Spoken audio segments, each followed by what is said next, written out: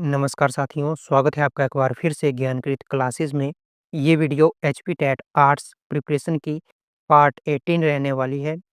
इससे पहले हमने इस वीडियो सीरीज़ के 17 पार्ट पूरे किए हैं, जिनमें हमने हिस्ट्री के अलग-अलग टॉपिक्स के बारे में बात की है। आपको इस वीडियो से रिलेटेड प्लेलिस्ट का लिंक डिस्क्रिप्शन में मिल जाएगा या फिर आप हमारे चैनल पर प्लेलिस्ट वाले सेक्शन में जाकर भी इस वीडियो से संबंधित प्लेलिस्ट देख सकते हैं। इस वीडियो में हम बात करेंगे ईस्ट इंडिया कंपनी के भारत में गवर्नर, गवर्नर जनरल और वाइसरायज के बारे में। तो चलिए वीडियो को शुरू करते हैं। सबसे पहले हम बात करेंगे पोस्ट के जो एवोल्यूशन हुआ है उनके बारे में। यानी कि बंगाल के गवर्नर, फिर बंगाल के गवर्नर जनरल, फिर भारत के गवर्नर जनरल और फिर भारत के वाइसरायज के बारे में कि ये कैसे-कैसे बने। तो बंगाल के जो पहले गवर्नर जनरल थे, वो बने थे रॉबर्ट क्लाइव और ये बने थे जो 1757 में प्लासी का युद्ध हुआ था उसके बाद। फिर 1773 में रेगुलेटिंग एक्ट आता है। उस रेगुलेटिंग एक्ट के द्वारा जो है, जो बंगाल के गवर्नर थे, उनको बंगाल का गवर्नर जनरल बना दिया जाता है। फिर उसके बाद 1833 में चार्टर्ड एक्ट आता है और उस चार्टर्ड एक्ट के द्वारा जो बंगाल के गवर्नर जनरल होते हैं, उनको भारत का गवर्नर जनरल बना दिया जाता है। और आप सभी को पता होगा कि 1857 में जो है महान क्रांति होती है और उस महान क्रांति के बाद 1858 में भारत शासन अधिनियम आता है। उस अधिनियम के तहत भारत के गवर्नर जनरल को भारत का वायसराय नाम दिया जाता है और 1858 का जो अधिनियम होता है, उसके तहत जो है शासन सीधा ब्रिटेन क्राउन के अंदर आ जाता है। यानी कि वहाँ के राजा और रानी के अंतर्गत आ जाता है और कंपनी के हाथों से यह नियंत्रण छीन लिया जाता है। तो चलिए अब बात करते हैं बंगाल के गवर्नर के बारे में, जो कि थे रॉबर्ट क्लाइव। तो इनके कार्यों में सबसे पहले आता है प्लासी का युद्ध, जो कि 1757 में होता है और इसी से भारत में ब्रिटिश शासन की नींव जो है वो शुरू होती है। इससे पहले जो है कंपनी केवल व्यापार करती थी, शासन नहीं करती थी। इसके बाद ही कंपनी ने शासन करना शुरू किया और रॉबर्ट क्लाइव जो है प्लासी के युद्ध में ब्रिटिश आर्मी के जो है सेनापति थे और इसी के साथ रॉबर्ट क्लाइव द्वारा द्वैत शासन की भी शुरुआत की गई थी। और इसके अलावा जो आपको एक महत्वपूर्ण बात याद रखनी है, वो रखनी है इलाहाबाद की संधि। इलाहाबाद की संधि 1765 में हुई थी, जो कि हुई थी बक्सर के युद्ध के बाद और बक्सर का युद्ध हुआ था 1764 में। ये जो है ये आपके लिए इम्पोर्टेंट रहेगा। चलिए अब आगे बात करते हैं बंगाल के प्रथम गवर्नर जनरल के बारे में, जो कि थे वारेन हेंगस्टीन। तो जो बंगाल का गवर्नर था, उसका गवर्नर जनरल जो है वो पदनाम बदला गया था रेगुलेटिंग एक्ट 1773 के द्वारा। इसमें बंगाल के गवर्नर को गवर्नर जनरल बनाया गया था और वारेन हेंगस्टीन द्वारा द्वैध शासन समाप्त कर दिया गया था। शुरू किसने किया था? तो शुरू किया था रॉबर्ट क्लाइव ने और समाप्त किया था वारेन हेंगस्टीन ने। कब किया था? तो ये किया था 1773 में। इसी के साथ प्रथम एंग्ला मराठा युद्ध और जो द्वितीय एंग्ला मैसूर युद्ध था, वो भी वारेन हेंगस्टीन के समय में ही होता है। चलिए अब आगे बात करते हैं लॉर्ड कार्निवल्स के बारे में। तो लॉर्ड कार्निवल्स द्वारा कुछ महत्वपूर्ण कार्य किए गए। वो कार्य थे स्थायी बंदोबस्त, जो कि 1793 ईस्वी में शुरू हुआ। इसी के साथ इन्हें भारतीय सिविल सेवा का जनक कहा जाता है। ये इम्पोर्टेंट है, इसको मार्क कर लेना। और इसी के साथ पुलिस सुधार भी इन्होंने किए, यानी प्रत्येक जिले में एक थाना जो है वो इनके द्वारा शुरू किया गया था। अब आगे बात करते हैं लॉर्ड वेलेस्ली के बारे में। तो लॉर्ड वेलेस्ली द्वारा सहायक संधि की शुरुआत की गई थी, जो भारतीय राज्यों को ब्रिटिश नियंत्रण में लाने की एक नीति थी। और सहायक संधि को जो अपनाने वाला यानी स्वीकार करने वाला पहला राज्य बना, वो हैदराबाद था। इसके बाद एक मोस्ट इम्पोर्टेंट चीज़ है जो आपको याद रखनी है और इसको इम्पोर्टेंट मार्क कर लेना है कि लॉर्ड वेलेस्ली जो हैं वो अपने आप को बंगाल का शेर कहता था। इस बात को ध्यान में रखना है।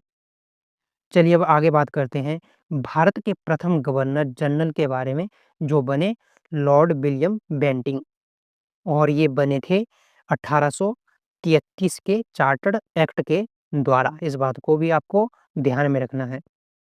इनके द्वारा कुछ महत्वपूर्ण कार्य किए गए, वो कार्य थे सती प्रथा का अंत। सती प्रथा का अंत इन्होंने राजा राममोहन राय के सहयोग से किया 1829 में, और इनके द्वारा ठगी प्रथा का भी अंत किया गया, यानी दमन किया गया 1830 में। और ये जो है बंगाल के अंतिम गवर्नर जनरल और भारत के प्रथम गवर्नर जनरल बने। अब बात करते हैं चार्ल्स मैडकॉफ के बारे में। तो इनके बारे में आपको सिर्फ एक बात याद रखनी है कि इन्हें भारतीय प्रेस का मुक्तिदाता कहा जाता है। अब आगे बात करते हैं लॉर्ड डलहौजी के बारे में। तो लॉर्ड डलहौजी द्वारा बैगपत का सिद्धांत, या फिर इसको हम हड़प का सिद्धांत भी कहते हैं, या डॉक्ट्रिन ऑफ लैप्स जो है उसको लागू किया गया, यानी राज्यों को हड़पने की नीति। और इसके अंतर्गत 3 राज्यों को हड़पा गया था, जिसमें थे सतारा, झांसी और नागपुर। इनके द्वारा रेलवे की भी शुरुआत की गई 1853 ईस्वी में, और जो पहली रेल थी वो चली थी बम्बे से लेकर ठाणे के बीच।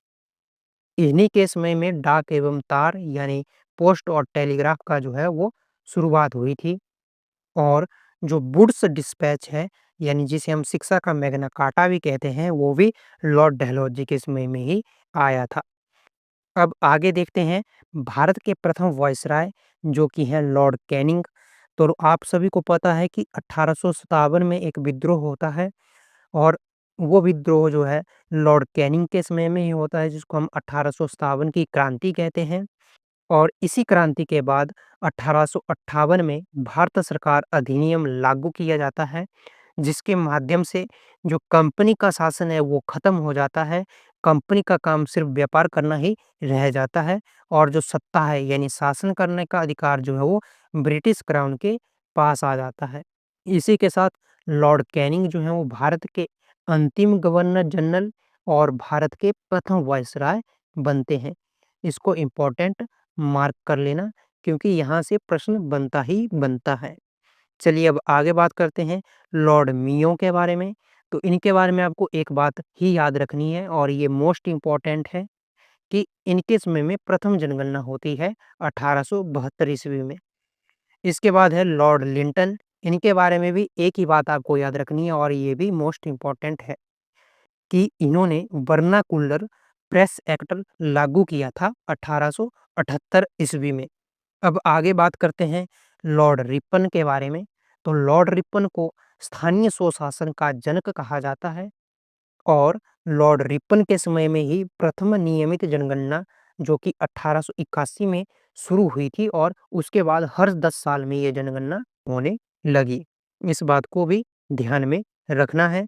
फिर है कि जो वर्नाकुलर प्रेस एक्ट है वो लॉर्ड रिपन के द्वारा समाप्त कर दिया जाता है, और लॉर्ड रिपन के समय में ही हंटर आयोग, जो कि शिक्षा सुधार से संबंधित था, उसका भी गठन होता है। अब बात करते हैं लॉर्ड डफरिन के बारे में। तो इनके बारे में भी आपको केवल एक ही बात याद रखनी है, कि इनके समय में भारतीय कांग्रेस की स्थापना हुई थी 1885 में, यानी 1885 में। ये इम्पोर्टेंट है। अब आपको कमेंट बॉक्स में इससे रिलेटेड एक बात बतानी है, कि भारतीय कांग्रेस की स्थापना किसके द्वारा और कहाँ की गई थी। चलिए अब आगे बात करते हैं लॉर्ड कर्जन के बारे में। तो लॉर्ड कर्जन के द्वारा जो है बंगाल का विभाजन किया जाता है फूट डालो और राज करो की नीति के अंतर्गत 1905 में।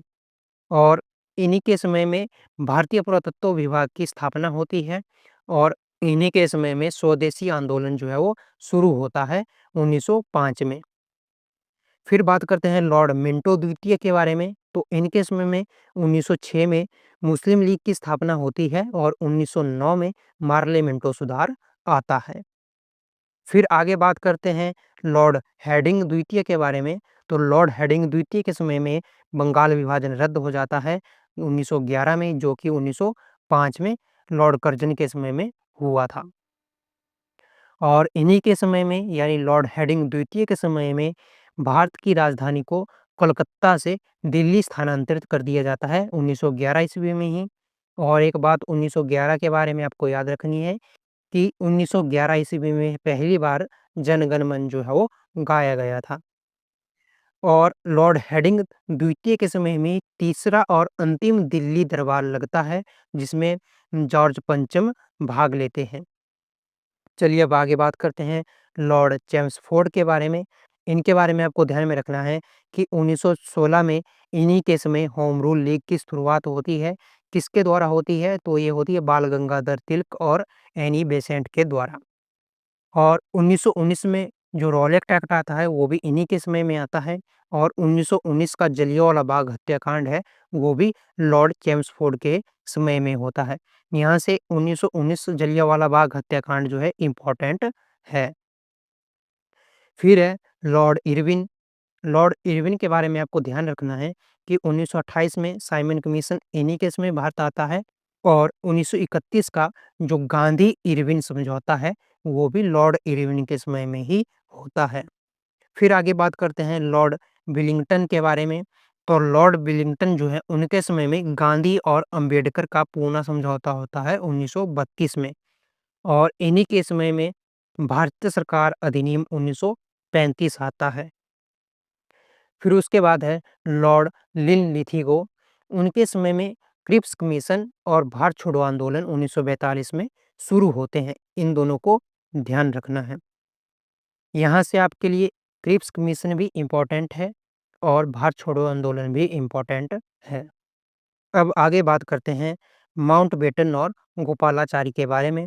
तो माउंटबेटन स्वतंत्र भारत के प्रथम गवर्नर जनरल बनते हैं और ये अंतिम वाइसराय होते हैं ब्रिटिश शासन के। इस बात को भी आपको ध्यान में रखना है।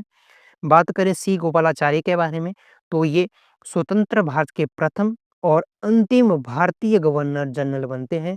इनसे पहले न तो कोई भारतीय गवर्नर जनरल रहा और ना ही वाइसराय रहा। तो ये भारत के प्रथम और अंतिम भारतीय गवर्नर जनरल बनते हैं। यहाँ से क्वेश्चन बनता है और बहुत सारे उसमें कंफ्यूज हो जाते हैं।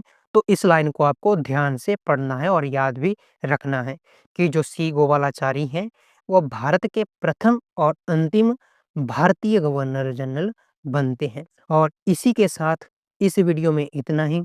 अगर आपको इस वीडियो से कुछ नया सीखने को मिला होगा तो हमारे चैनल को सब्सक्राइब करना, इस वीडियो को लाइक करना। अगली वीडियो में हम बात करेंगे 1857 की महान क्रांति के बारे में। तब तक आप सीखते रहिए, पढ़ते रहिए। जय हिंद, जय भारत।